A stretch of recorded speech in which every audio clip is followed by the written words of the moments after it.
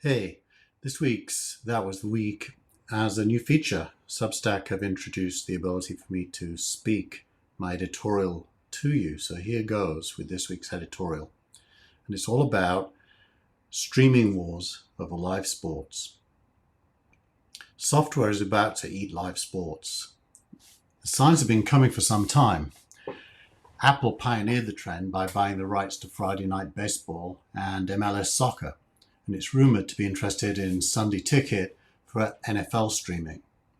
Now Amazon is strongly favored to buy the rights to one of the biggest football competitions in the world, the UEFA Champions League, in one of the biggest markets, the UK. This follows the deal announced in March, an 11-year deal valued at $1 billion annually for Amazon to broadcast the live NFL football in the US. These deals highlight the next stage in the competition between broadcast cable and satellite networks on one side and the streaming giants on the other. Live sports and live news are the only significant content that consumers want and streamers historically do not have. The value of live sports to a rights owner is that it compels sports fans to buy subscriptions to services that host their favorite events. Rupert Murdoch pioneered the approach with Sky Sports many years ago when building out his B Sky B franchise. It required every football or soccer fan to buy and install a satellite dish and a set-top box, and they did. Now Apple and Amazon are playing their game and have very deep pockets for doing so. The key to understanding how to play the game is to understand its value. I'm familiar with the English Premier League, so let's use it as an illustration here. Here are the facts. The EPL has 20 teams. Between them, they have over 2 billion global fans who have 380 games per season to watch.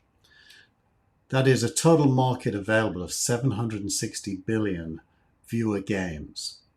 The EPL is currently planning to sell the rights to these games for a 3-year term for £10.5 billion or $14.2 billion. And I quote from the Times, for the 2022 to 2025 rights cycle, international deals will be worth £5.3 billion, $7.1 billion, which is up 30%. Domestic deals will bring in £5.1 billion or $6.9 billion, with commercial partnerships taking the total to £10.5 billion or $14.2 billion. End of quote.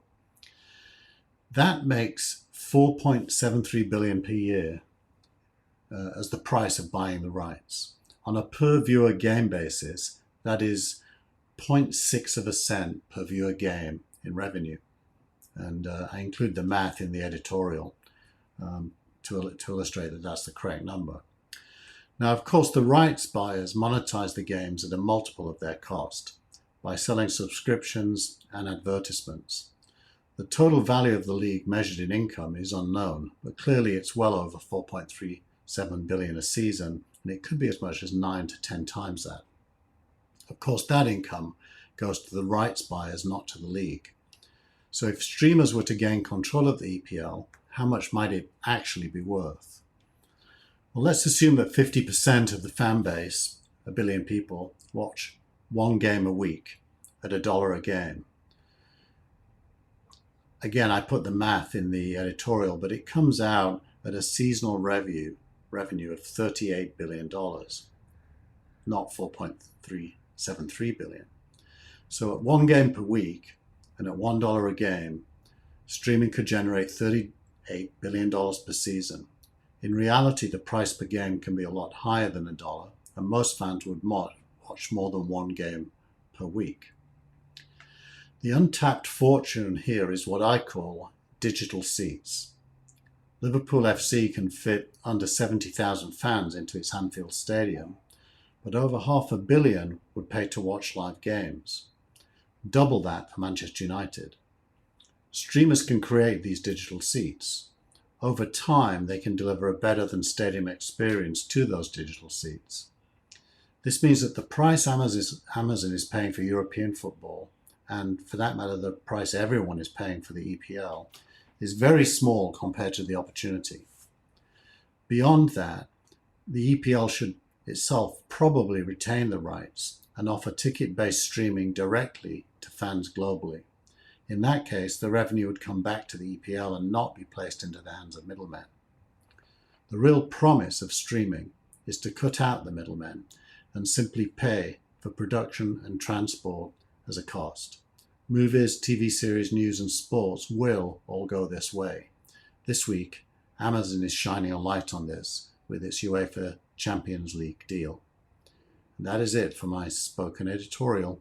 More next week.